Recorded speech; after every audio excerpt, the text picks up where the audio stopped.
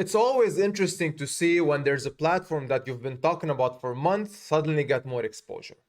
Right now, you might go on Telegram, you might see somebody on a random group post a screenshot of potential returns of ExtraFi without mentioning the platforms and with just, showing you that, wow, you can earn these numbers.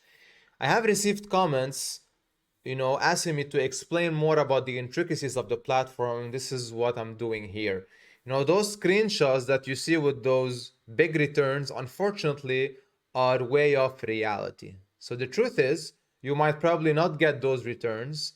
And if you want to get those returns, there are things that you should understand and things that you should look out for, right? So that's something very important. Sorry to interrupt you there, folks. I just want to quickly chime in and give you a quick update on our development. So contracts are still being in development, and we have been testing out the product for the past 45 days. I just released a tweet. This is what you are expecting, all right? So naked USDC and naked USDC out, and those are the annualized return over that period of 45 days. That's the range that you see in front of you. Now remember, markets are risky, markets are dynamic, but the goal here is to always optimize our strategy in order to give you the best return on just supplying USDC. That is the end game. Soft launch announcement coming in soon. Now to start things off, I just want to reiterate that ExtraFi is built on Velodrome and Aerodrome. It's built on top of these two platforms, right? So one is on Optimism, one is on Base. The recent growth in mainly Aerodrome has fueled a lot of this interest, and because of the underlying yield has increased due to tremendous increases in TVL, asset appreciation, volume. I mean, normally, and quite obviously ExtraFi will get some of this attention and more of this attention, and its underlying yield will increase because you are leveraging that. So speaking of leverage, what you're doing here, when you open a position, when you click on farm and open a position, you are technically borrowing more funds to increase the underlying position on either Velodrome or Aerodrome. That's all that you're doing. So if leverage is 1x, means you're getting the same APR on ExtraFi versus the same APR on Velodrome, for example. But there's one difference here. On ExtraFi, you're earning LP rewards. So your position, aka your equity, is increasing over time. For example, in USDC Velo, versus having that position on Velodrome where you're earning the underlying asset, aka Velo. So one earns you LP that auto compounds, one earns you the naked asset, and you can do whatever you want with it. You can sell, you can vest, and you can reinvest as well. So there are pros and cons here, because if Velo decreases in price, your LP value will decrease in price, not as rapidly as having the naked token. But if Velo goes up, your LP will go up, but not as quickly as you holding the naked asset. So you have to, choose your weapon here. You have to choose what works best. But where it would make more sense is to leverage that position. And this is where ExtraFi comes in, all right? So again, you're earning the LP. But on the other side, you are also being exposed to impermanent loss. Now, other pairs have delta neutral strategies, like for example, if I come back down here, USDC, MSUSD, whereas MSUSD is soft pegged to the US dollar and USDC is pegged to the US dollar. So overall, my LP increase wouldn't really be affected by impermanent loss unless one of these two assets depegged, drastically from the US dollar. And that's a risk, of course. That risk always exists, but it's less risky than opening a volatile position overall. Now, you come here, you look at this, V extra boost. So this tells me that in order to increase my leverage position to a maximum of 4x here, for example, I need to vest 10,000 extra tokens to the maximum duration and receive in return 10,000 V extra, which I can stake. And therefore I will be able to open that max leverage position. Otherwise I cannot. So that's your first utility to the V extra token. Second one is allowing you to basically borrow at a premium. So at a certain point, normal users won't be able to borrow. And that's usually past 80% of utilization rate. So if you want to borrow past that phase, you need 10,000 V extra tokens. So the V extra position that you want to hold is very crucial for you to use the platform to the highest extent possible. Otherwise, you won't be able to. And the maximum that you can get without V extra holdings depends on the pair, right? So one pair could give you 2x, one could give you 3x, so on and so forth. But that's something to keep in mind. Now, of course, when we're talking about borrowing, to increase our leverage, we need to have lending funds on the other side. So we need to have enough lenders. If you scroll back down, I applaud the ExtraFi team for adding this feature now, because previously you won't be able to see this. You need to click on farm and then go see this there. Now, for example, this tells me that I cannot even leverage above 1x because there's no sufficient USDC available for this position. So each position draws funds from a specific lending pool. And if the utilization rate is higher than 80%, then it caps out. Some of these positions will no longer be able to go high leverage.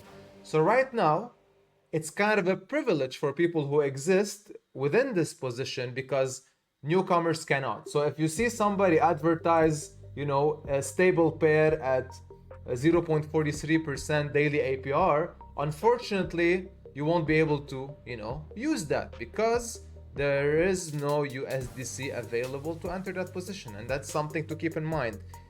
There needs to be money on the lending side for you to be able to enter a leverage position. So that is, the first rule of thumb. If you want to enter this position, you have to wait out for others to close theirs or for more lending money to come in.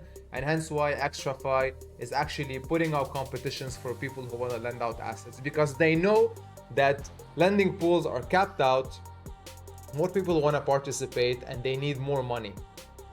Now, mind you that the lending side is very lucrative as well. So you have positions, for example here, close to 26% on naked USDC. Now, lending on ExtraFi is something also, in my opinion, that works well if you also want to open the leverage position. Lending, for example, actually gives you that 21.81% here on the USDC side in USDC added to your position, means your position increases over time, therefore giving you back more USDC. Plus, it gives you 4.4% in OP because they have optimism coming from the foundation itself. So if you have enough funds, you can technically lend money to the pools, earn that APR, and then borrow those funds from yourself on the other side of the equation and open a farm position. So there is this play that you can leverage, but you have to be quick because many people are waiting for more lending funds to be available so they can snatch out that position and then beat you to it. So that's something you need to keep in mind. Now, talking about lending pools, there are 3 different lending models here, just for you to understand, because the borrowing costs will increase and will differ from pair to pair and from asset to asset. So if you have deep liquidity assets like Ethereum and USDC, for example, from 0 to 80% utilization rate, the borrowing cost for borrowers is 20%, but then it moves on quickly from 90% utilization rate plus, it's an exponential growth, reaching a maximum of 100% borrowing costs. Now, lower LP volatile assets like OP, SNX, etc. basically have a more exponential growth going from 90% plus, and also from 80 to 90, it's about 50% borrowing costs, whereas all the synthetic assets like WST or other stable coins have a very straight line from 0 to 80%. So basically it's around 10% borrowing rates, and then it shoots up to 100% above 80% utilization rate. You can actually read more about these in the docs. You see, like, the interest rate models are laid out. You can see how the growth of the borrowing costs go over time and to which pair and to which pools. And that's something you need to keep in mind if you want to leverage both positions, all right? And then when you open a position, on the farm side, always remember that you are the main bearer of the impermanent loss position. So if there's impermanent loss, you are gonna take responsibility and you're the liable person. The lender will not. The lender is only there to give you his money and to earn a nice APR in the background. Now, one last thing I want to mention, and that's perhaps the most important part because also it was mentioned in the chat, and that is, what if the lending pools are capped out? What if I come here and then let's say this lending pool reaches 100% utilization rate and therefore people who are there cannot withdraw their money because everyone borrowed everything. Now here's the catch.